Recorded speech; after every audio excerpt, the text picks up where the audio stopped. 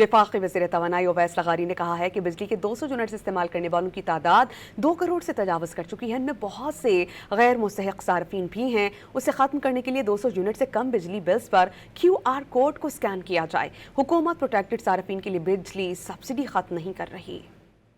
جو 278 ارب کا ڈسکاؤنٹ آپ کو مل رہا ہے وہ آپ ہی کے پاکستانی جو بجلی کے صارفین ہیں، آپ کے علاوہ جن کو ڈسکاؤنٹ نہیں مل رہا، وہ بیچارے 238 ارب روپے کا آپ کی طرف اپنے بلوں میں زیادہ پیسے دے کے اور آپ لوگوں کو ڈسکاؤنٹ دے رہے ہیں۔ کیا یہ 2 کروڑ 15 لاکھ صارفین جو ڈسکاؤنٹ لے رہے ہیں، کیا یہ جائز ہے؟